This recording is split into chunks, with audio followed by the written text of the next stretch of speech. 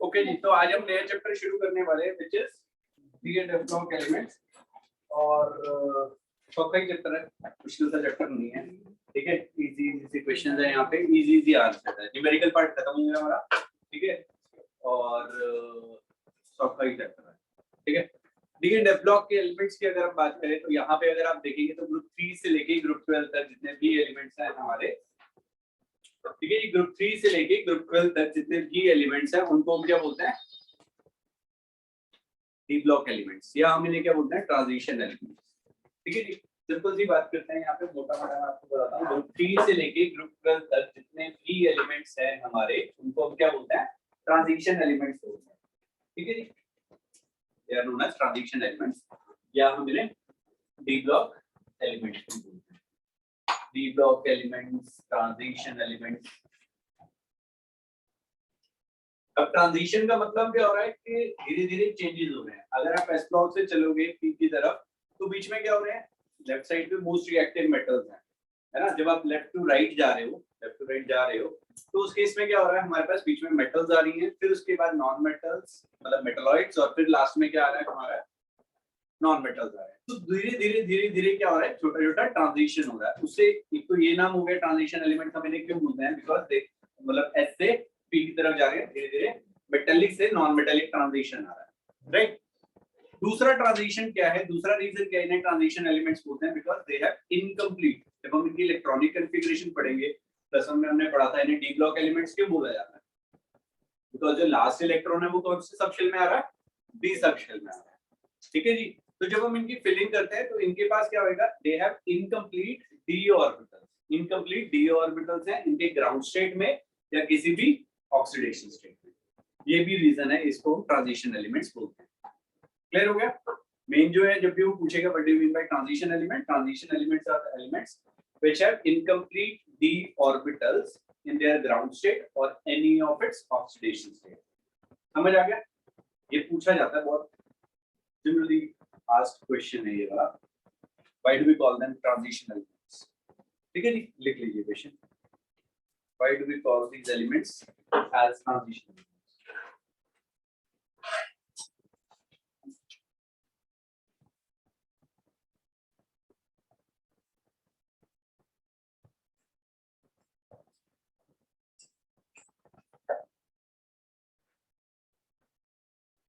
Why do we call them transition elements? Why do we call these elements as transition elements?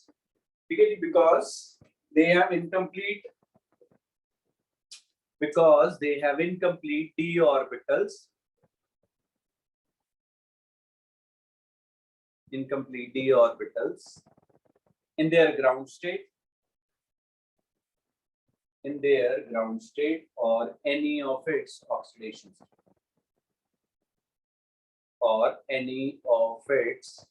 oxidation state, ठीक है साहब, clear है? अब इसके अंदर अभी मैं और भी चीजें लिखूंगा, यहाँ पे लिख लीजिए जिंक कैडमियम मरकरी। आप ग्रुप 12 के एलिमेंट्स देखोगे, जिंक कैडमियम मरकरी, तो ZnCdHg, zinc cadmium mercury, they are not regarded as transition elements. Zinc, cadmium, mercury are not regarded as transition elements. Group 12 के हैं तीनों elements, zinc, cadmium, mercury, they are not regarded as transition elements as they have completely filled d orbitals,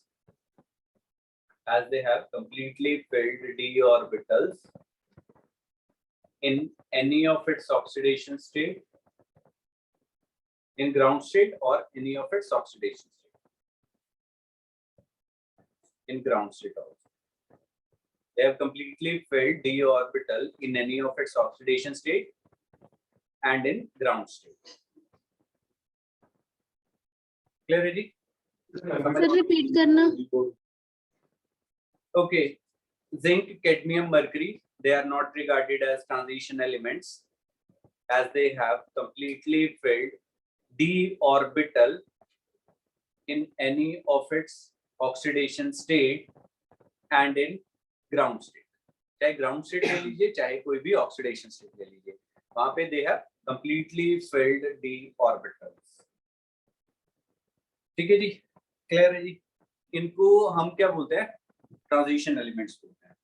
अब जैसे हमने P block तो पढ़ा नहीं है, अब क्या होता है जब हम डाउन द ग्रुप जा रहे थे, जनरली हमने चीजें पढ़ी हैं, जैसे एटॉमिक साइज की अगर हम बात करते हैं, when we move from left to right तो साइज क्या करता था हमारा, डिक्रीज करता था। क्यों डिक्रीज करता था, नंबर ऑफ इलेक्ट्रॉन्स बढ़ रहे तो न्यूक्लियर चार्ज बढ़ता है, या nuclear charge, simple, number of electrons नहीं, न्यूक्लियर चार्ज बढ़ता है, तो वहां पे क्या होता है, फोर्स ऑफ अट्रैक्शन, क्योंकि सेम शेल में फिलिंग हो रही है, एक शेल की साइज तो उतना ही रहेगा, जब प्रोटॉन्स और इलेक्ट्रॉन्स बढ़ रहे हैं तो वहां पे क्या होएगा, फोर्स ऑफ अट्रैक्शन बढ़ेगा, साइज छोटा होएगा। क्लियर हुआ, एटॉमिक साइज की हम बात कर रहे हैं। अब देखो यहाँ पे जो साइज है वो बहुत धीरे धीरे डिक्रीज करता है, साइज जो है वो बहुत धीरे धीरे डिक्रीज करता है। धीरे धीरे साइज डिक्रीज क्यों करता है, क्योंकि D sub shell has poor shielding effect. Shielding effect या स्क्रीनिंग इफेक्ट हमने पढ़ा था। देखो न्यूक्लियस के पास सबसे ज्यादा कौन है, एस सब शेल है, फिर पी है, फिर डी है, फिर एफ है। अब डी दूर हो गया तो वो फोर्स ऑफ अट्रैक्शन जो फील कर रहा था न्यूक्लियस की तरफ वो कम होता है, they have the poor shielding effect, जिसकी वजह से जो साइज है वो बहुत धीरे धीरे धीरे धीरे डिक्रीज करती है। समझ आ गया, क्लियर हुआ जी। ओके, तो यहाँ पे हम लोग एक एक करके सारे एलिमेंट्स को यहाँ पे पढ़ेंगे स्कैंडियम में, मतलब फर्स्ट सीरीज ये हमारे मेनली सिलेबस में, बाकी सीरीज के बारे में हम थोड़ा बहुत जिक्र करेंगे बीच बीच में। अदरवाइज अब देखोगे, अगर आप पीछे मुड़ के देखोगे तो वहां पे पीरियोडिक टेबल में 57 से 71 तक के एलिमेंट्स जो हैं, ठीक है, सही सर, प्लीज गूगल पीछे। हाँ जी, 57 से 71 तक के जो एलिमेंट्स है, राइट, वो क्या है हमारे एल, रेड कलर की सीरीज बनी हुई है, ठीक है, सी से लेके एलयू तक, ये सारे हमारे इनर ट्रांजिशन एलिमेंट्स हैं और इनको हम क्या बोलते हैं, एफ ब्लॉक एलिमेंट्स। अगर आप गिनोगे तो 14 एलिमेंट की दो सीरीज हैं, ठीक है, 14 एलिमेंट्स की दो सीरीज हैं और इनको हम क्या बोलते हैं, लेंथेनॉइड एंड एक्टिनॉइड। कंबाइंड वे में इन्हें हम क्या बोलते हैं, एफ ब्लॉक एलिमेंट्स। ठीक है जी, एफ ब्लॉक एलिमेंट्स, क्लियर है। और इनको क्या बोलते हैं, इनर ट्रांजिशन एलिमेंट्स, क्योंकि ट्रांजिशन एलिमेंट्स के बीच में से निकाली गई है तो इनको हम क्या बोलते हैं, इनर ट्रांजिशन एलिमेंट्स भी बोलते हैं।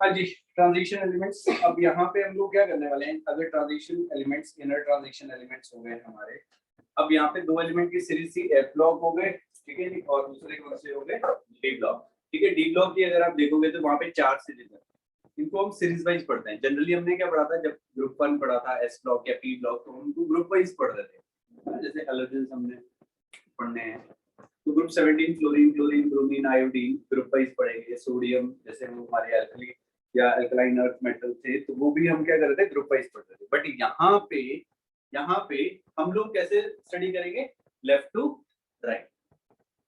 ठीक है जी, यहाँ पे हम कैसे स्टडी करेंगे, लेफ्ट टू राइट जाएंगे, मतलब सीरीज वाइज करेंगे। First transition series, second transition series, third transition series and fourth transition series. Right, clear है?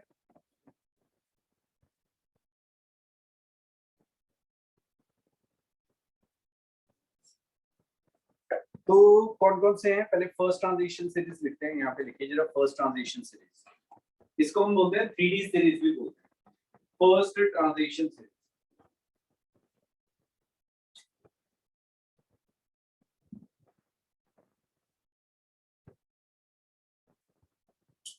किसी के दिमाग में क्वेश्चन नहीं आया कि यार पहले तो हम ग्रुप वाइज पढ़ रहे थे, अभी इनको लेफ्ट टू राइट क्यों पढ़ने लगे? नहीं यार, वेरी गुड, आना चाहिए, है ना? जब हम टॉप टू बॉटम बाकियों को पढ़ रहे हैं तो इसको क्यों नहीं पढ़ रहे टॉप टू बॉटम, मतलब इसे ग्रुप वाइज क्यों नहीं पढ़ रहे, ग्रुप 3, ग्रुप 4, ग्रुप 5, इसको क्यों नहीं पढ़ रहे? क्या हो सकता है, पॉसिबल थॉट्स, क्या आंसर हो सकता है? ये सीरीज की में बने थे।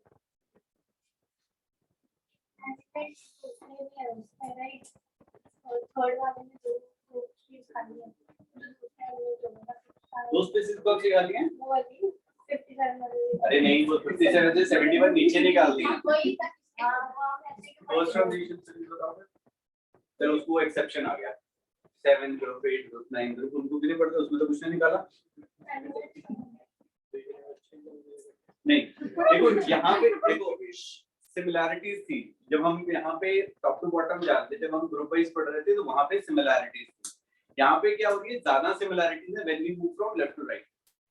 ठीक है, जब लेफ्ट टू राइट जा रहे हैं तो साइज क्या है, बहुत धीरे धीरे छोटा हो रहा है, साइज जो है बहुत धीरे धीरे छोटा हो रहा है, और इसी वजह से हम इनको क्या कर रहे हैं, सीरीज में पढ़ रहे हैं, they have lot of similarity, इसी वजह से हमने इसे सीरीज में पढ़ा है, लेफ्ट टू राइट। ठीक है जी, फर्स्ट ट्रांजिशन की सीरीज की बात करें तो ये कहां से, स्कैंडियम से लेके कहां तक जा रहा है हमारा, जिंक तक। Scandium, titanium, vanadium, chromium, manganese, iron, copper, ना iron, cobalt, nickel, copper, zinc.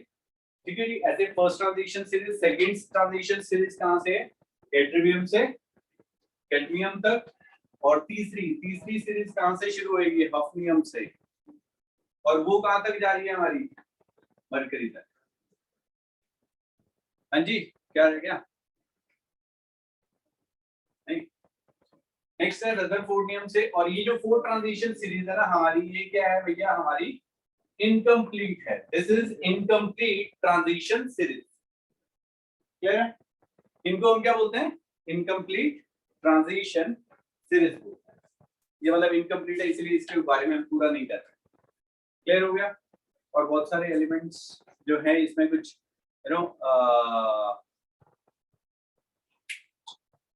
Radio active fuel है। ओके, तो यहाँ पे हम चलते हैं, position in the periodic table मैंने आपको बता दिया।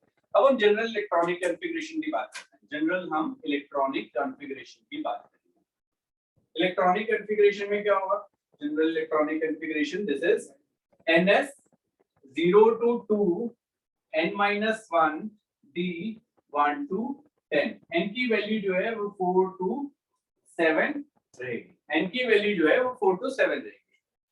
हाँ जी सिंह साहब, की हो गया बार बार डिस्टर्ब करिए हमने, हैं? नहीं, हम भी याद करेंगे तो तकलीफ होता है ना?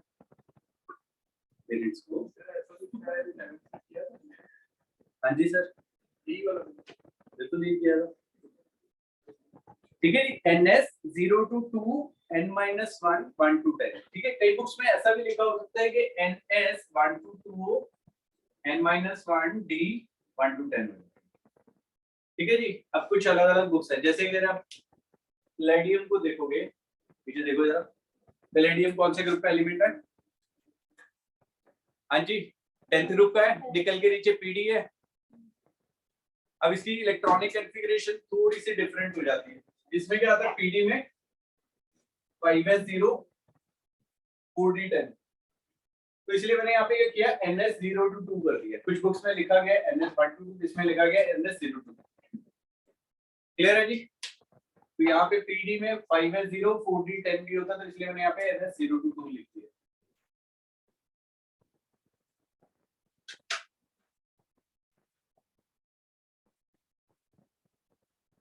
हाँ जी, क्लियर है ये? कोई कंफ्यूजन है जिसमें? ठीक है, अब हम एक टेबल बनाएंगे फर्स्ट ट्रांजिशन सीरीज के बारे में और उनकी इलेक्ट्रॉनिक कॉन्फ़िगरेशन के बारे में जिक्र करेंगे और बहुत सारी चीजें। मतलब ये जो टेबल है आराम से बनाइएगा, ठीक है? अगर वो 2 पेज पे आ रहा तो 2 पेज पे बना लीजिएगा, अगर 1 पेज पे आ रहा तो उसे पोर्ट्रेट व्यू में देख लेना, ठीक है जी? क्लियर है? पेज को मतलब कॉपी को ऐसे की बजाय ऐसे रख लेना सो दैट पूरी आ जाए, ठीक है जी?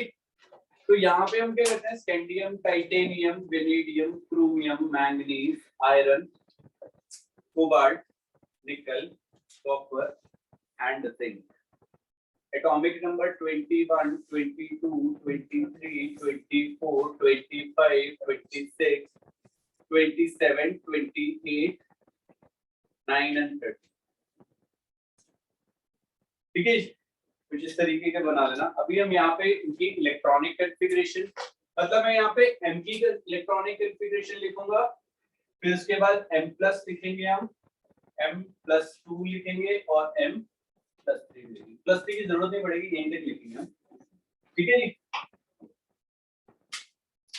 तो पहले मैं यहाँ पे M की इलेक्ट्रॉनिक कॉन्फ़िगरेशन, M मतलब 1s2, 2s2, 2p6, 3s2, 3p6, ये वाला पार्ट मैं नहीं लिखूंगा, किसमें आगे लिखेंगे हम 4s2, 3d1। समझ आ रहा है जी? 2 एक्सेप्शन है यहाँ पे, क्रोमियम और कॉपर, ये हमने +1 में भी किया था। तो इलेक्ट्रॉनिक कॉन्फ़िगरेशन साथ साथ बनाते रहिएगा, 4s2, 3d2, 4s2, 3d3, 4s2, 3d, 4s1, 3d5, 4s2, 3d5, 4s2, 3d6, 4s2, 3d7, 4s2, 3d8, 4s2, 4s1, 3d10 and 4s2, 3d10, ठीक है जी? क्लियर है? अब उसके बाद हमने लिखा M+। का मतलब क्या है कि इलेक्ट्रॉन हम लूज करा रहे हैं, आयोनाइजेशन एंथैल्पी, है ना? आयोनाइजेशन एंथैल्पी हमने पढ़ा था कि आउटर मोस्ट शेल से एक इलेक्ट्रॉन को निकालने में जो एनर्जी लगेगी उसे क्या बोलते हैं? Ionisation enthalpy. तो हम एक पहला इलेक्ट्रॉन निकालते हैं। अब जब भी इलेक्ट्रॉन निकलेगा वो कहां से निकलेगा? आउटर मोस्ट शेल से। तो वो कौन सा है हमारा? फोर्थ शेल है, तो फोर्थ से इलेक्ट्रॉन निकालेंगे। तो यहाँ पे आ जाएगा 4s1 3d1, 4s1 3d2, 4s1 3d3। अब यहाँ पे ऑलरेडी क्या है? 1 है तो 4s 0 हो जाएगा, 3d5, 4s1 3d5, 4s1 3d6, 4s1 3d7, 4s1 3d8, 4s0 3d10, 4s1 3d10। हाँ जी, क्लियर है ये? अब देखो यहाँ पे आयोनाइजेशन एंथैल्पी की बारे में बात कर रहा हूँ मैं, सारी चीजें इकट्ठी बताऊंगा आपको। ये वाला टेबल हमेशा काम आएगा, मोस्ट ऑफ द क्वेश्चन इसी टेबल से हम निकल जाएंगे हमारे, मोस्ट ऑफ द क्वेश्चन, ठीक है जी? तो देखो यहाँ पे हमने ये किया, आयोनाइजेशन एंथैल्पी की बात करी थी, मैंने बोला था कि आउटर मोस्ट शेल से इलेक्ट्रॉन निकालना है। अब आउटर मोस्ट शेल 4s हो गया है, यहाँ पे सारे इलेक्ट्रॉन कहां से निकले हमारे? 4s सब शेल से। तो 4s सब शेल में क्या होता है? इजीली इलेक्ट्रॉन निकलेगा, पहला इलेक्ट्रॉन निकाल रहे हैं, तो यहाँ पे क्या होगा? When we move from left to right ionisation enthalpy increase करती है। क्लियर हो गया? When we move from left to right ionisation enthalpy क्या करेगी? इंक्रीज कर देगी जनरली। तो यहाँ पे भी क्या होगा? सभी में ऐसे इलेक्ट्रॉन निकल रहा है तो इजीली इलेक्ट्रॉन लूज हो जाएगा। तो आयोनाइजेशन एंथैल्पी में कोई एक्सेप्शन नहीं है, लेफ्ट टू राइट जाओगे तो इजीली इलेक्ट्रॉन मतलब इजीली इलेक्ट्रॉन लूज होते रहेंगे और ionisation enthalpy keeps on increasing down the group. अभी आगे बाद में और भी डिटेल में बात करेंगे। यहाँ पे ये क्लियर हो गया? अब सेकेंड इलेक्ट्रॉन लूज कराते हैं। अब सेकंड इलेक्ट्रॉन कहां से जाएगा, यहाँ पे S से जाएगा, यहाँ पे 4s0 3d1, 4s0 3d2, 4s0 3d3। अब देखो यहाँ पे ये क्या है 3d5। डी सबशेल में कितने ऑर्बिटल्स थे? हाँ जी, डी सबशेल में कितने ऑर्बिटल्स होते थे? 5। Very good. तो 5 है वो एग्जैक्टली हाफ फिल्ड हो गया, 3d5 एग्जैक्टली हाफ फिल्ड है। जब भी हम हाफ फिल्ड या फुली फिल्ड ऑर्बिटल से इलेक्ट्रॉन निकालते थे तो हमें ज्यादा एनर्जी की जरूरत पड़ती थी, ठीक है जी। जब भी हम हाफ फिल्ड या फुली फिल्ड, लिखते रहो ये चीजें मैं लिख रहा हूँ, हाफ फील्ड और फुली फील्ड से इलेक्ट्रॉन निकालने में हमें ज्यादा एनर्जी की जरूरत पड़ती है।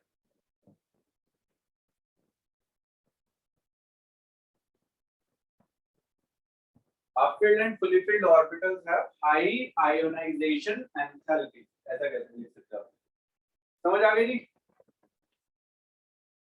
Orbitals have high ionisation enthalpy, समझ आया?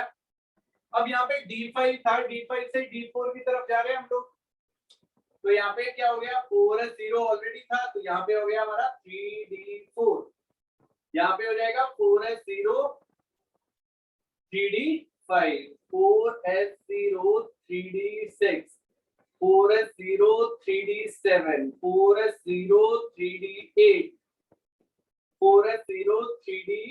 अब देखो यहाँ पे क्या हुआ, फुली फील्ड हो गया। अब फुली फील्ड से जाएंगे तो क्या हुआ, ज्यादा एनर्जी की जरूरत पड़ेगी, तो 3d9 हो गया, यहाँ पे हो गया 4s0 3d10।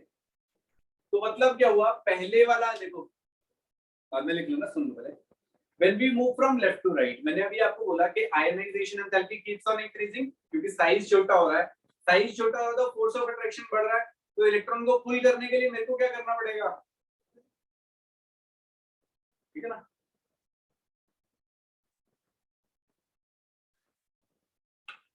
यहाँ पे देखो लेफ्ट टू राइट जा रहा है, लेफ्ट टू राइट में क्या हो रहा था, साइज छोटा हो रहा था, साइज जब छोटा हो रहा था तो क्या हो रहा था, फोर्स ऑफ अट्रैक्शन बढ़ रहा है, तो मेरे को इलेक्ट्रॉन पुल करने के लिए ज्यादा एनर्जी की जरूरत पड़ेगी। तो when we move from left to right ionisation enthalpy increase कर रही है। सीख समझ में आई? कोई कंफ्यूजन है किसी को? ऐसे मत देखो,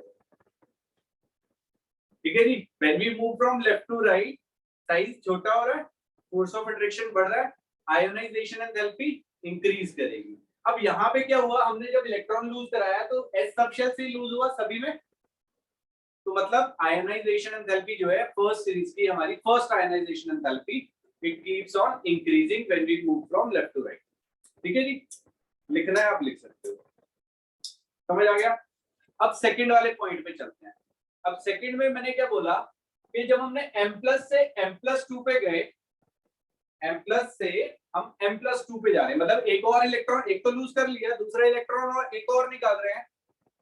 यहां से इलेक्ट्रॉन क्या हुआ, S से निकला, यहाँ पे S से निकला, यहाँ पे S से निकला। अब ये 3d5 था, एग्जैक्टली हाफ फील्ड था, वो मैंने अभी आपको लिखाया कि हाफ फील्ड और फुल फील्ड में आयोनाइजेशन एंथैल्पी क्या हो जाएगी, हाई हो जाएगी। तो मतलब जब हम यहां से यहां तक पहुंचे तो आयोनाइजेशन एंथैल्पी, जो सेकंड आयोनाइजेशन एंथैल्पी थी किसकी, क्रोमियम की, दैट इज एक्सेप्शनली हाई। समझ आया? मतलब हम चल रहे थे, यहाँ पे ये इंक्रीज कर रही है, इंक्रीज कर रही है, इंक्रीज कर रही है, यहाँ पे बहुत ज्यादा इंक्रीज कर रही, बहुत ज्यादा इंक्रीज कर रही, फिर यहाँ पे इसकी कम हो जाएगी, फिर से इंक्रीज करनी शुरू करेगी, फिर जब हम यहाँ पे 3d10 पे पहुंच गए, फुली फील्ड हो गया डी सबशेल। जब हम यहां से यहां गए फिर क्या करना पड़ेगा, बहुत सारी एनर्जी की फिर से जरूरत पड़ेगी, और फिर उसके बाद फिर से डिक्रीज कर जाएगी। चीज क्लियर हुई? हाफ फील्ड और फुली फील्ड ऑर्बिटल से इलेक्ट्रॉन को निकालने के लिए मेरे को ज्यादा एनर्जी की जरूरत पड़ेगी। तो यहाँ पे आप लिख सकते हो कि जो सेकेंड आयोनाइजेशन एंथैल्पी है किसकी, क्रोमियम की और कॉपर की, दैट इज एक्सेप्शनली हाई। समझ आ गया जी? लिख लो, ये काम आएगी। Second ionization enthalpy of chromium and copper are exceptionally high. Clear है?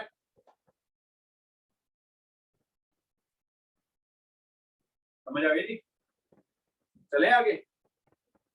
अब हमें थर्ड इलेक्ट्रॉन को निकालना है, क्या रहेगा सिंह साहब?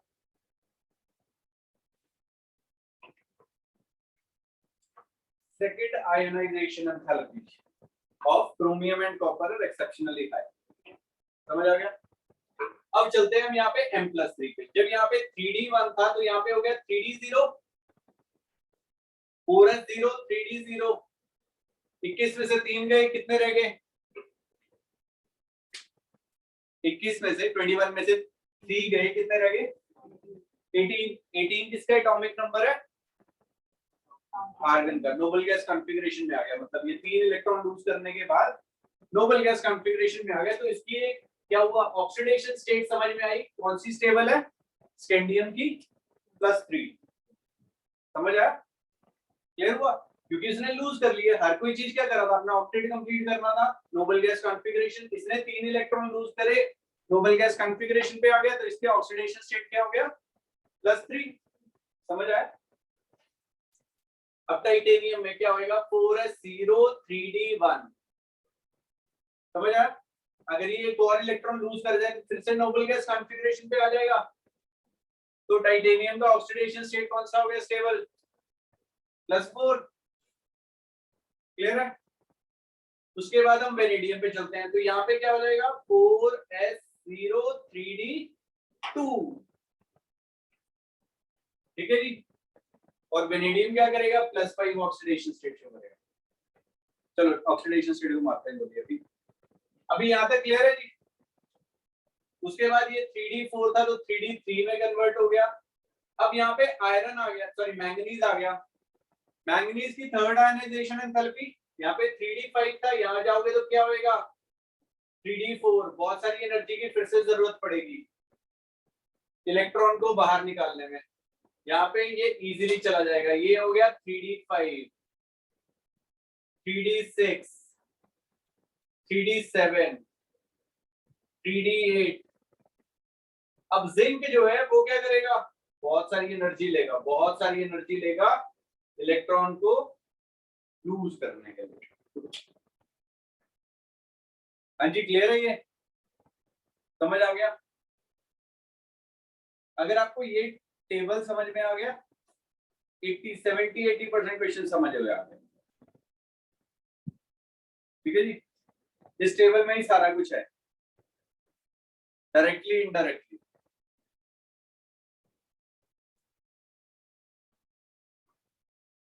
अच्छे से बना लीजिएगा और इसको संभाल के रखिएगा, बार बार यूज करेंगे हम।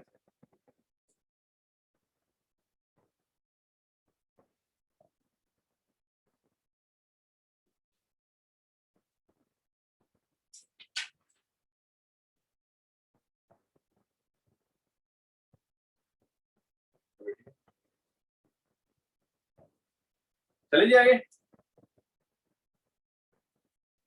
बनाओ भाई।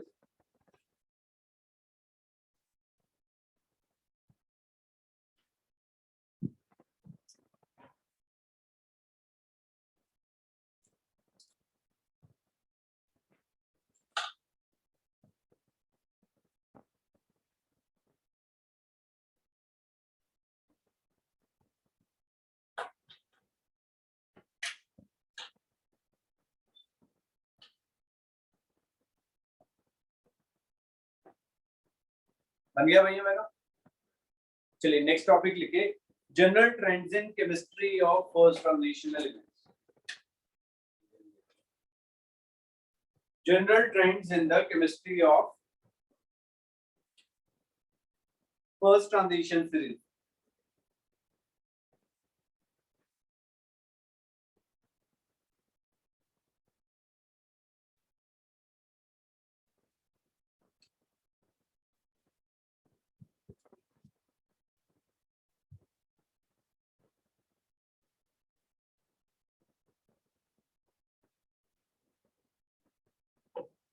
चलिए आगे चलो।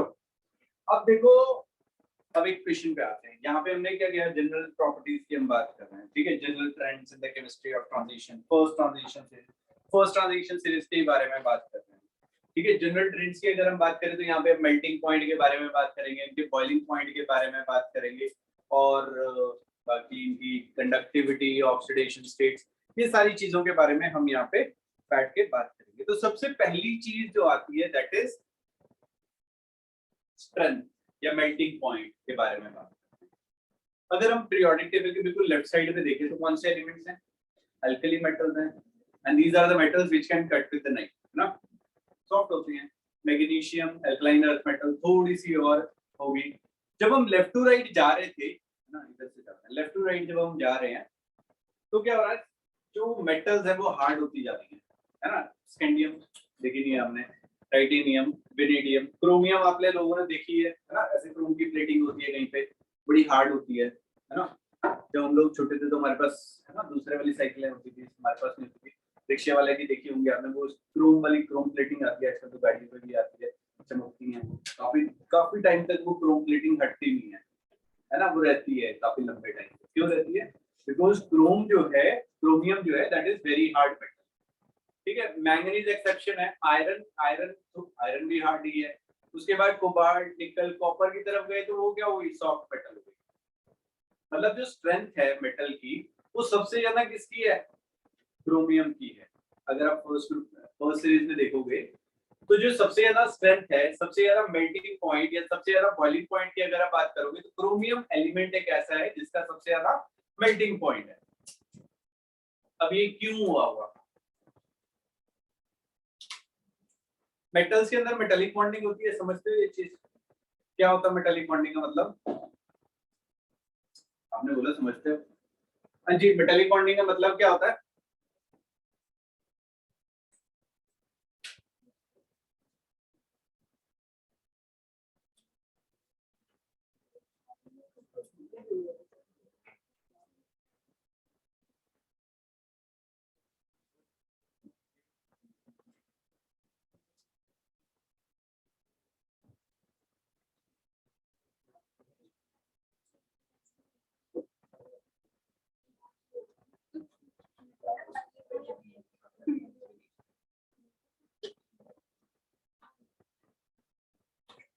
हाँ जी, मेटालिक बॉन्डिंग कोई बताएगा?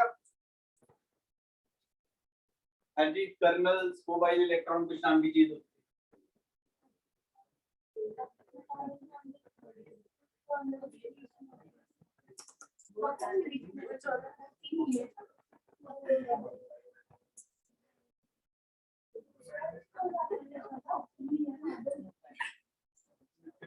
हाँ जी, force between the electrons of metal. Sorry, force between the electrons of कहाँ पे पढ़ा? नहीं पढ़ा। चैट जीपीटी या गूगल किया? देखो भाई, ये कॉपर था, कॉपर के वैलेंस शेल में कितने इलेक्ट्रॉन होते हैं? 2 होते हैं। यहाँ पे कॉपर ले लीजिए, कॉपर +2, और ये 2 वैलेंस इलेक्ट्रॉन है। हमने पढ़ा था मेटल की जो आयनाइजेशन एंथैल्पीज होती हैं, दे आर लेस। तो यहाँ पे उन्होंने कुछ ऐसा हो गया। अब यहाँ पे क्या है, ये वाला इलेक्ट्रॉन है किसका है? इस एटम का है, बट ये इसके साथ बॉन्ड कर सकता है, ये वाला इसके साथ बॉन्ड कर सकता है, ये वाला इसके साथ, ये वाला इसके साथ, ये वाला इसके साथ।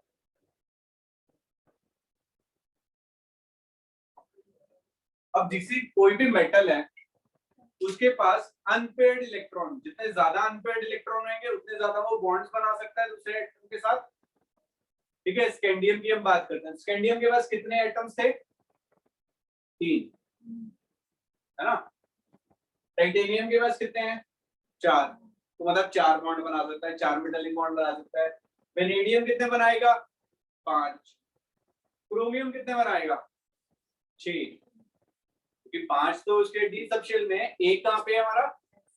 एस में है। क्लियर हो गया? मैंगनीज एक्सेप्शन है, उसको अभी थोड़ी देर में बात करेंगे उसके बारे में। उसके बाद आयरन आ गया। आयरन के पास कितने अनपेयर्ड इलेक्ट्रॉन होंगे? कितने? 8। Very good. 4s2 3d6। तो एस सबशेल हमारा पूरा फुली फिल्ड है, और डी सबशेल में कितने इलेक्ट्रॉन है? 6।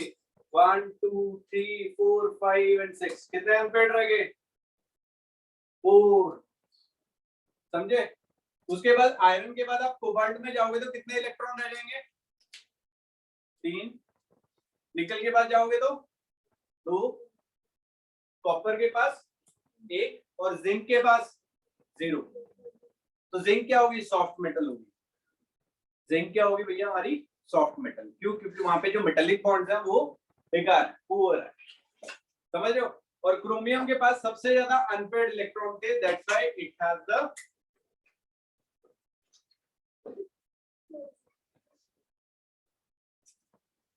ठीक है जी।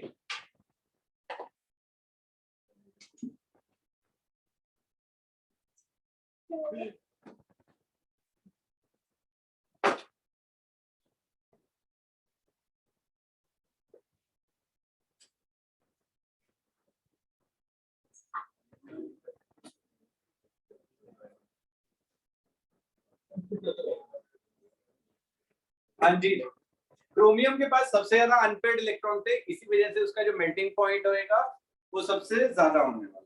ठीक है जी, समझ आया? मेटालिक बॉन्ड समझ में आ गए? क्यों हमारे मेल्टिंग पॉइंट्स जो है पहले वो इंक्रीज करेंगे और फिर बाद में क्या करेंगे, ये डिक्रीज करेंगे। ये चीज क्लियर है? मैं ये वाले ग्राफ को रब कर रहा हूँ यहाँ पे, खत्म कर रही है। ओके, मेल्टिंग पॉइंट्स के लिए अब हम ग्राफ बना लेते हैं। यहाँ पे कुछ मैंने ग्राफ बनाया, यहाँ पे मेल्टिंग पॉइंट हो गया, यहाँ पे मैंने यहाँ पे एटॉमिक नंबर लिख दिया।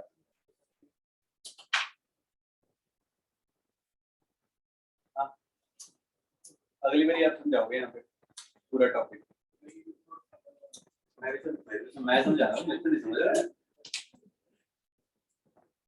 क्या समझा रहा है? चलो मेल्टिंग पॉइंट की बात कर रहे थे, यहाँ पे स्कैंडियम साइड, स्कैंडियम का कहीं पे आएगा, टाइटेनियम उससे ज्यादा, वेरिडियम उससे ज्यादा, क्रोमियम सबसे टॉप पे आएगा। उसके बाद मैंगनीज का एक्सेप्शन है, अभी बताऊंगा क्यों एक्सेप्शन है। मैंगनीज का कम हो गया, उसके बाद आयरन पे, फिर iron, cobalt, nickel, copper, zinc कैसे आ जाएगा। स्कैंडियम से शुरू किया, क्रोमियम इन द सेंटर, यहाँ पे मैंगनीज आ गया, यहाँ पे आयरन आया, और फिर उसके बाद निकल एंड कॉपर आ गया। समझ आया? कुछ इस तरीके का ग्राफ बनेगा हमारा। क्लियर है? अब क्यों बना था? स्कैंडियम के पास 3 थे, वेनेडियम के पास 4 थे, मैंगनीज का सॉरी स्कैंडियम, टाइटेनियम, वेनेडियम, वेरिडियम आ गया। क्रोमियम के पास सबसे ज्यादा अनपेयर्ड इलेक्ट्रॉन थे, इसी वजह से ये टॉप पे था, मैंगनीज नीचे आ गया, फिर आयरन ज्यादा हो गया, फिर धीरे-धीरे डिक्रीज करने लगा, क्योंकि जो मेटालिक बॉन्ड्स थे वो हमारे डिक्रीज करने शुरू हुए। क्लियर हो गया जी? ऐसे ही हर एक उसके लिए क्या नाम है, हर एक सीरीज के लिए हमारा ये बनता चला जाएगा। ठीक है, चाहे ये ट्रिवियम से कैडमियम तक जाओगे, आप एनसीईआरटी को खोलोगे तो उसमें ऐसे टेबल्स दिए गए हैं। ठीक है, ये तो क्रोमियम के लिए हो गया। अब क्रोमियम के नीचे देखो, ये ट्रिवियम से अगर हम कैडमियम तक जाते हैं तो वहां पे भी कुछ ऐसे ही ट्रेंड आएगा। ठीक है, फिर उसके बाद हो जाएगा, यहाँ पे क्या आ गया मेरे पास, क्रोमियम के नीचे कौन सा एलिमेंट है, मॉलिब्डेनम। हाँ जी, MO। उसके बाद TC, TC में यही सेम रीजन है, अभी बताऊंगा आपको।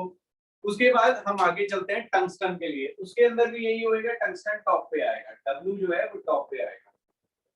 क्लियर हो गया? क्योंकि इसके पास सबसे ज्यादा नंबर ऑफ अनपेयर्ड इलेक्ट्रॉन्स हैं। ओके जी, क्लियर है?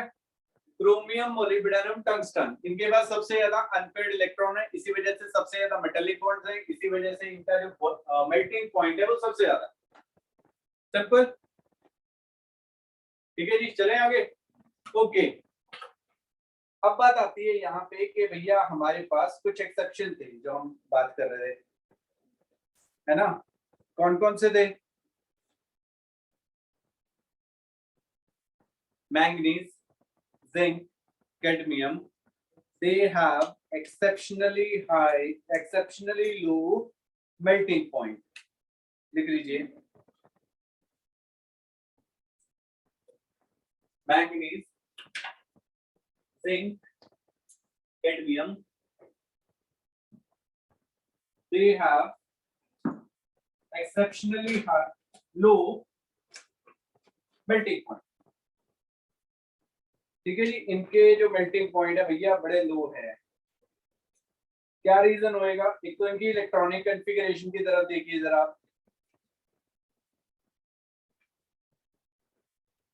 हाँ जी, जब आप इनकी इलेक्ट्रॉनिक कॉन्फ़िगरेशन मैंगनीज की तरफ देख रहे हो तो मैंगनीज के पास क्या है, इलेक्ट्रॉनिक कॉन्फ़िगरेशन की वजह से। उसके बाद मैंने एग्जांपल लिया जिंक का, पहला रीजन तो उनकी इलेक्ट्रॉनिक कॉन्फ़िगरेशन हो गया, स्टेबल इलेक्ट्रॉनिक कॉन्फ़िगरेशन हो गया। ठीक है, ये यहाँ पे एग्जैक्टली हाफ फिल्ड था और यहाँ पे क्या हो गया, फुली फिल्ड हो गया। समझ आया जी? पहला रीजन लिख लीजिए, they have exceptionally low melting point because they have exceptional electronic configuration. ठीक है, ये एक्सेप्शनल इलेक्ट्रॉनिक कॉन्फ़िगरेशन पहला रीजन। दूसरा रीजन लिखिए,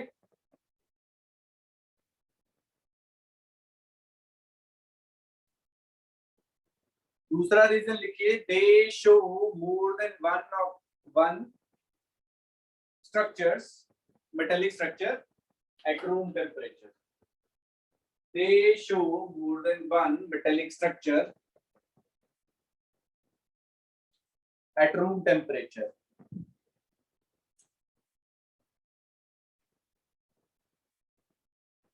ठीक है जी, दो रीजन हो गए। एक तो उनका स्टेबल इलेक्ट्रॉनिक कॉन्फ़िगरेशन, पहला रीजन जो मैंने आपको बताया, दे हैव एक्सेप्शनल मतलब स्टेबल इलेक्ट्रॉनिक कॉन्फ़िगरेशन। दूसरा क्या हो गया, दे show more than one metallic structure. जैसे हमने सॉलिड स्टेट अभी नहीं किया है, बीसीसी एचसीसी ऐसे स्ट्रक्चर होते हैं, तो वो एक से ज्यादा स्ट्रक्चर दिखाते हैं एट रूम टेम्परेचर। ठीक है सब क्लियर है? ये क्वेश्चन भी पूछा जाएगा आपको पेपर में, जो क्वेश्चन मैं बोल रहा हूँ वो वाले क्वेश्चन जनरली पूछे जाएंगे आपके।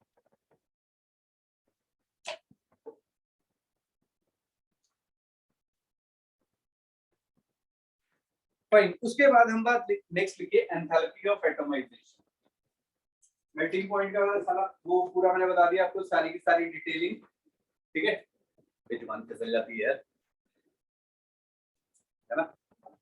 चलिए next next next enthalpy of atomisation.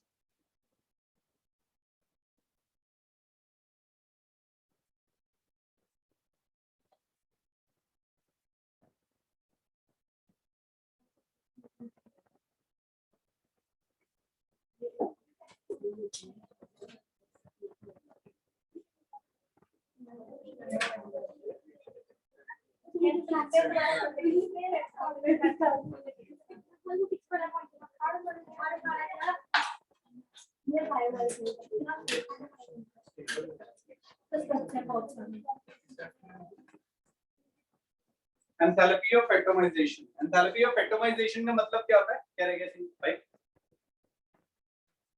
हैं? ओके, एंथैल्पी ऑफ एटमाइजेशन का मतलब क्या होता है कि कोई भी मेरा, जैसे enthalpy of atomisation is like कोई भी चीज सॉलिड से डायरेक्टली गैसियस स्टेट में जाती है, उसको हम एंथैल्पी ऑफ एटमाइजेशन बोलते हैं।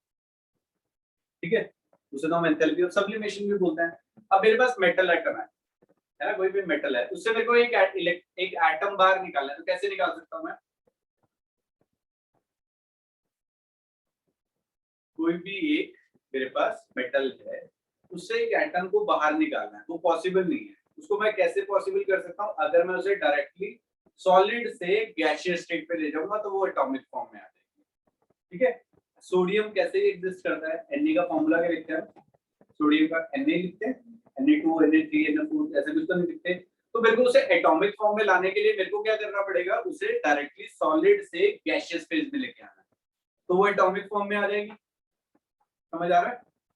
That is known as enthalpy of atomisation. या हम उसे बोल सकते हैं कि वहां से एक एटम को बाहर निकालने में जो एनर्जी लग रही है, उसे एटॉमिक फॉर्म में लाने के लिए उसे क्या बोलते हैं हम? Enthalpy of atomisation. ठीक है, सबसे सौखा तरीका था कि सॉलिड से डायरेक्टली गैसियस फेज में ले गए, मतलब enthalpy of atomisation,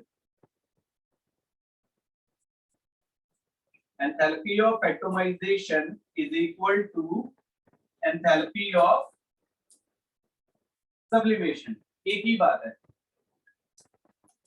enthalpy of atomisation is equal to enthalpy of sublimation. ये चीज समझ में आ रही है? अब देखो, कोई भी चीज को मेरे को सॉलिड स्टेट से गैसियस स्टेट पे जाना है, अगर उनके बीच में फोर्स ऑफ इंटरेक्शन स्ट्रांग हुए तो क्या होएगा? इजीली निकल जाएगी या ज्यादा एनर्जी लगानी पड़ेगी? ज्यादा एनर्जी लगानी पड़ेगी। ठीक है जी, क्लियर है? अब जैसे आज इनका बर्थडे है ना, इनके सारे इन्हें फ्रेंड्स पकड़ ले और केक लेके आए, है ना, 5-7 फ्रेंड्स ने पकड़ लिया इनको, है ना, और क्रीम वाला केक लेके आए और मार दिया, है ना। एक चांस, एक तो ये है। दूसरे केस में क्या होता है, एक ही है ना, एक बंदे ने इन्हें पकड़ा हुआ है और 2 फ्रेंड्स थे, बस एक ने पकड़ा हुआ है, एक मार रहा है, तो चांसेस क्या है? ये हट जाए और पिछले वाले के मुंह पे हो जाए, है ना, क्योंकि वो वहां पे जो पकड़ है, जो बॉन्ड्स है वो कम है, ठीक है ना। जब पक्का ही हो गया कि 5-7 लोगों ने पकड़ा हुआ, फिर तो नहीं हिल सकते, फिर तो केक इनके रूप में ही आएगा, ठीक है ना। क्लास के बाद ठीक है, नीचे से लेके आते हैं केक, गोल्डन बेकरी से, ठीक है। ओके, नहीं कर बाकी आप लोग कर सकते हो, ठीक है जी। तो हम मेटल्स की बात करते हैं। स्कैंडियम के पास 3 अनपेयर्ड इलेक्ट्रॉन थे, तो 3 मेटालिक बॉन्ड्स बना रहा था, टाइटेनियम 4, वेनेडियम 5, क्रोमियम 6। तो जैसे जैसे एंथैल्पी मेल्टिंग पॉइंट की हम बात कर रहे थे, वैसे वैसे ही क्या होगा, हमारा एंथैल्पी ऑफ एटॉमाइजेशन का भी ट्रेंड आएगा। क्लियर हो गया। एंथैल्पी ऑफ एटॉमाइजेशन का जो ट्रेंड आएगा वो भी सेम आएगा, क्योंकि दोनों के रीजन तो सेम है, मेटालिक बॉन्ड्स के ऊपर ही डिपेंड कर रहा है। क्लियर हो गया जी, समझ आया। तो लिख लीजिए, एंथैल्पी ऑफ एटॉमाइजेशन होता क्या है, enthalpy change involved in breaking, enthalpy change involved in breaking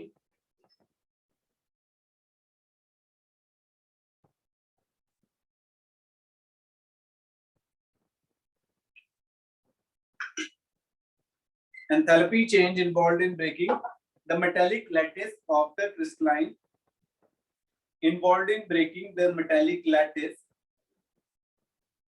of the crystalline metal into atoms.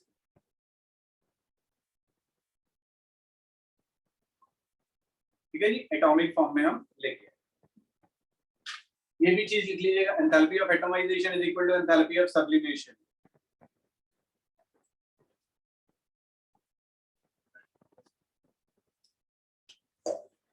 तो एंथैल्पी ऑफ एटॉमाइजेशन कौन से वाले एलिमेंट की सबसे ज्यादा होगी, क्रोमियम की। फाइन, चलो नेक्स्ट अब हम बात करेंगे यहाँ पे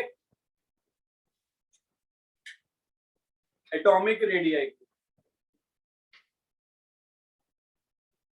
atomic radii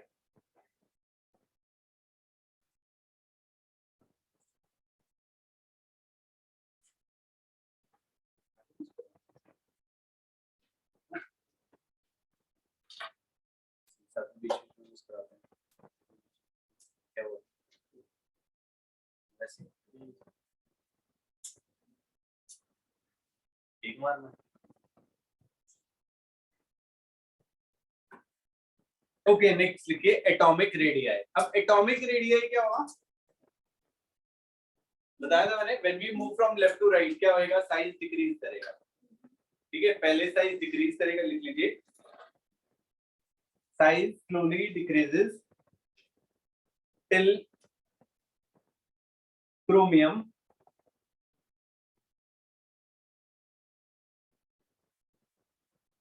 and then remains constant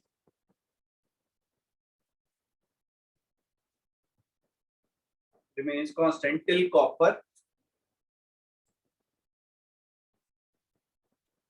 and in the end it increases.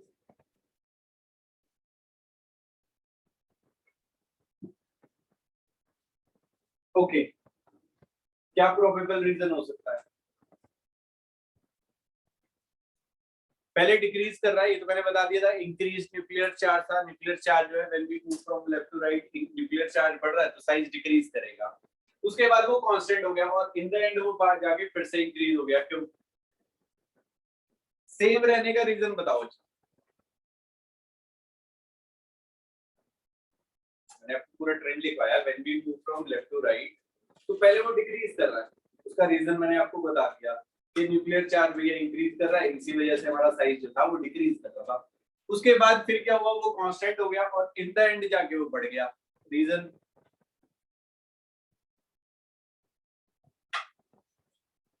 हाँ, आता है ये रीजन, शील्डिंग इफेक्ट आता है। अब इसमें क्या हो रहा था, साइज बराबर क्यों हुआ, बिकॉज जो हमारा इंक्रीज न्यूक्लियर चार्ज था और जो शील्डिंग इफेक्ट था वो एक दूसरे को बैलेंस कर रहे थे, ठीक है। जिस वजह से साइज जो था वो हमारा कांस्टेंट हो गया और इन द एंड जाके वो इंक्रीज हुआ, बिकॉज रिपल्शन बढ़ गई इलेक्ट्रॉन के बीच में, साइज जो था हमारा इंक्रीज हो गया। समझ आया, लिख लीजिए। पहले साइज डिक्रीज करा because of increased nuclear charge, size decrease करा, बहुत स्लोली डिक्रीज करता है because of poor shielding effect of the orbital. First size decreases slowly because of increased nuclear charge, because of increased nuclear charge and poor shielding effect.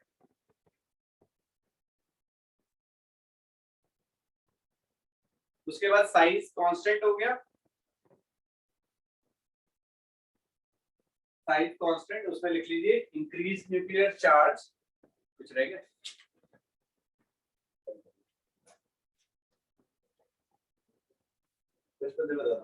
देखो when we move from left to right, size हमारा decrease कर रहा है, slowly decrease कर रहा है क्योंकि nuclear charge बढ़ रहा था. दोबारा से लिख लो, करा रहा हूँ पॉइंट्स बना लो. साइज डिक्रीज करा, सिर्फ ऐसे लिखो, साइज डिक्रीज स्लोली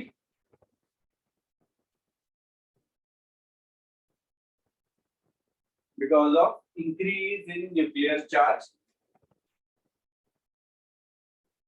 अब स्लोली डिक्रीज क्यों कर रहा था? एक तो न्यूक्लियर चार्ज बढ़ रहा है and D subshell has poor shielding effect. D subshell has poor shielding effect. उसके बाद हमने लिखना है, सेकंड पॉइंट बना लीजिए, साइज कांस्टेंट हो गया. साइज कांस्टेंट, साइज कांस्टेंट में क्या लिखोगे आप? Nuclear charge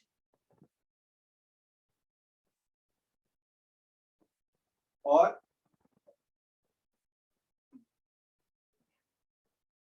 nuclear charge balanced by shielding और screening effect. Balanced by shielding और स्क्रीनिंग इफेक्ट दोनों बराबर हो गए. वहां पे साइज देखो, जब हमारा न्यूक्लियर चार्ज भी बढ़ रहा है और शील्डिंग इफेक्ट भी बढ़ रहा है, तो वो दोनों एक दूसरे को बैलेंस कर रहे थे, तो इसी वजह से साइज कांस्टेंट रहा. In the end size increase हो गया. In and size increases because repulsion बढ़ गई, इलेक्ट्रॉन्स की फिलिंग हो गई, जिसकी वजह से साइज इंक्रीज हो गया.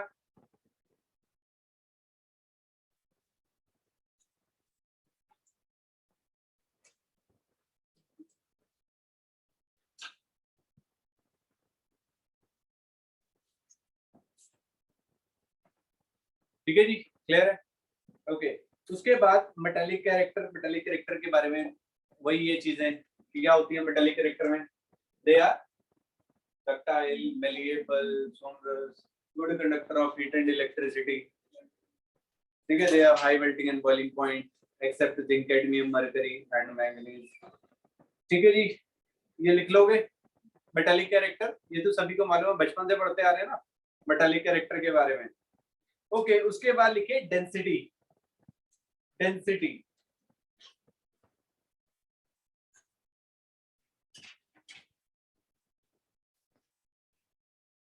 density increases along the series. Density increases along the series.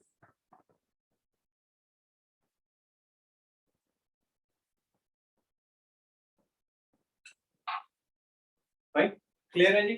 Next लिखिए आयोनाइजेशन एंथैल्पी. नेक्स्ट टॉपिक है हमारा आयोनाइजेशन एंथैल्पी. बहुत ज्यादा और डिटेल कराने की जरूरत है, लिखवाने की जरूरत है?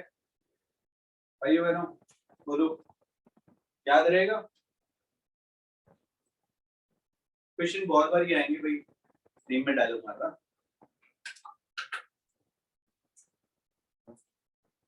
Ionisation enthalpy. आयोनाइजेशन एंथैल्पी में क्या होगा? क्या लगता है? ये टेबल है आपके सामने. When we move from left to right, ionization enthalpy क्या करेगी हमारी? इंक्रीज करेगी. लिख लीजिए, ionization enthalpy increases as we move from left to right.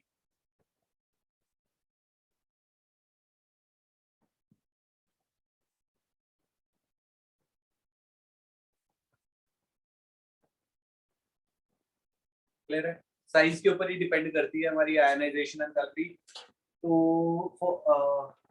Ionization first लिख लीजिएगा, first ionization enthalpy increases as we move from left to right, first, ठीक है जी, मतलब पहला इलेक्ट्रॉन हमने लूज कराया तो यहाँ पे हो जाएगा।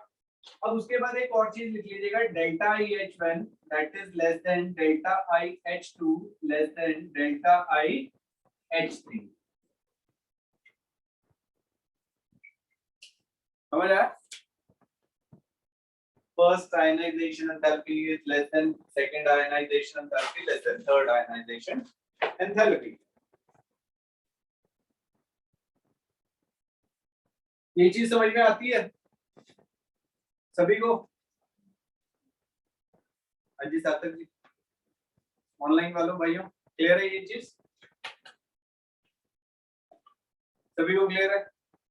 चलो गुड। अब इसके बाद यहाँ पे लिखिए क्रोमियम, क्वेश्चन लिख लीजिए, why chromium and copper has exceptionally high second ionization enthalpy.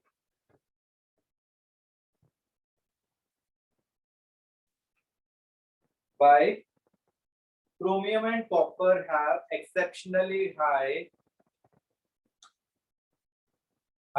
second ionization enthalpy, exceptionally high second ionization enthalpy, ठीक है जी। एक और क्वेश्चन लिख लीजिएगा, why manganese and zinc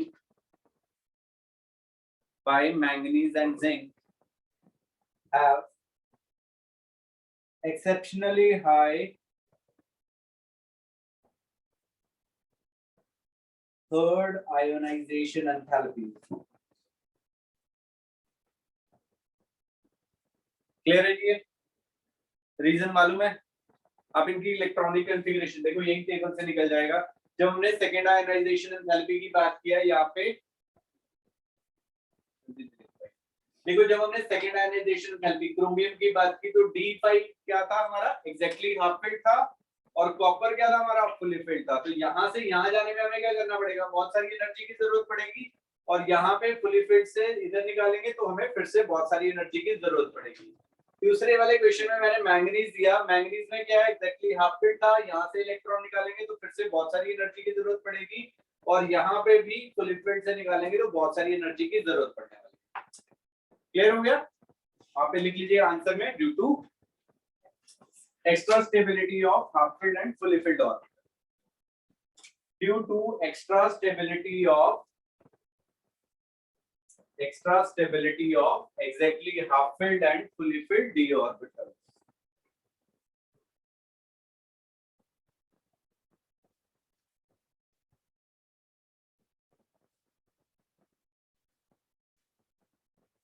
exactly half filled and fully filled d orbitals। Clear हुआ जी? Fine, next topic लिखिए, ये थोड़ा सा अलग है, हटके करा रहा हूँ। Prediction of thermodynamic, next topic इसी का ही पार्ट है। Prediction of thermodynamic stabilities of compounds,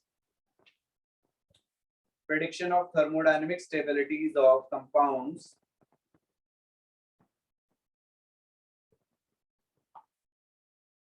on the basis of ionization enthalpy।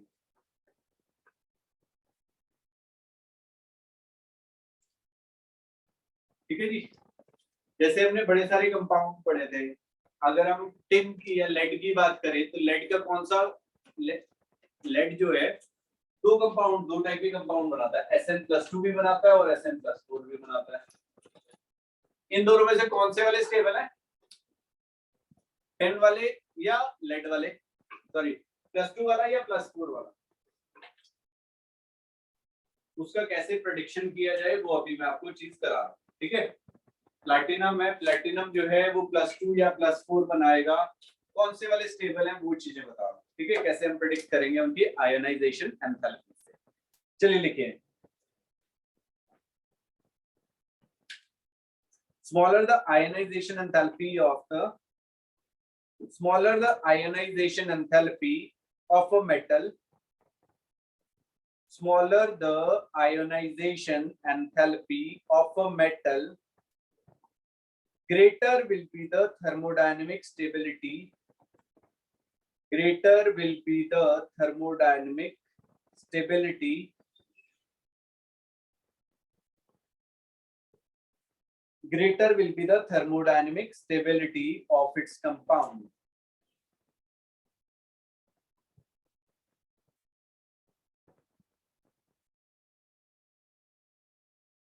ठीक है जी। तो यहाँ पे मैं क्या करने वाला हूँ, इनकी आयोनाइजेशन एंथैल्पीज के बारे में बात करूंगा। मैं यहाँ पे ये वाला रब कर रहा हूँ थोड़ा सा पार्ट। अब हम यहाँ पे एग्जांपल ले रहे हैं निकल और प्लेटिनम की Ni एंड Pt। निकल और प्लेटिनम की फर्स्ट एंड सेकंड आयोनाइजेशन। यहाँ पे हमने लिया delta IH1 plus delta IH2।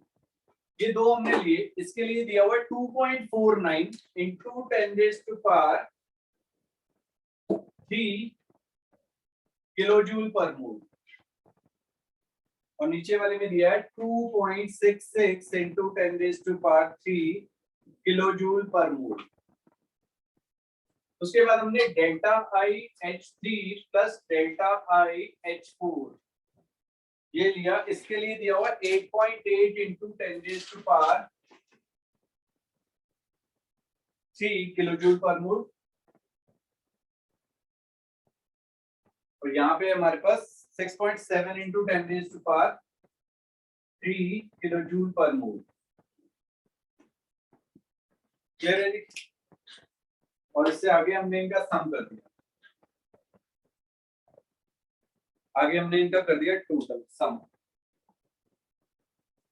This is 11.29 into 10 raised to power 3 kilojoule पर मोल, और ये हो गया हमारा 9.36 into 10 raised to power 3 kilojoule पर मोल।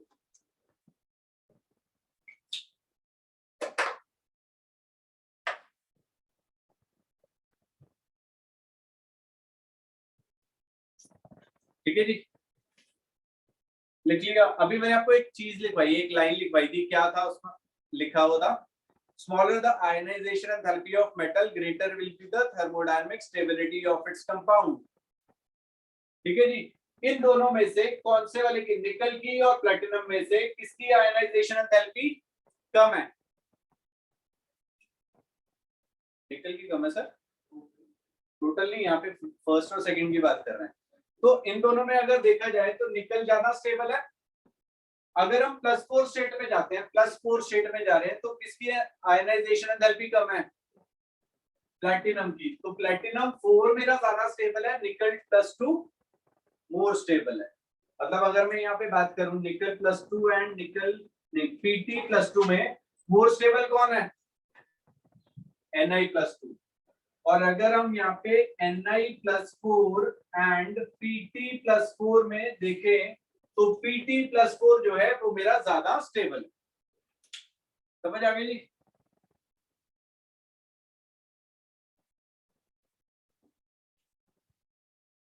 लिख लीजिएगा यहाँ पे, निकल जो है मोस्टली +2 ऑक्सीडेशन स्टेट शो करता है, प्लैटिनम +4।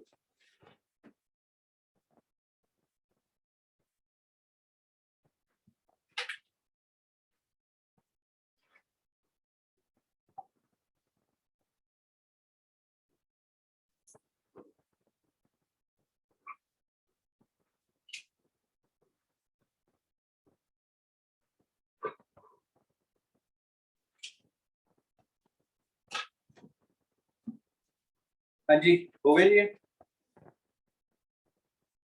आज के लिए इतना ही है, ठीक है जी।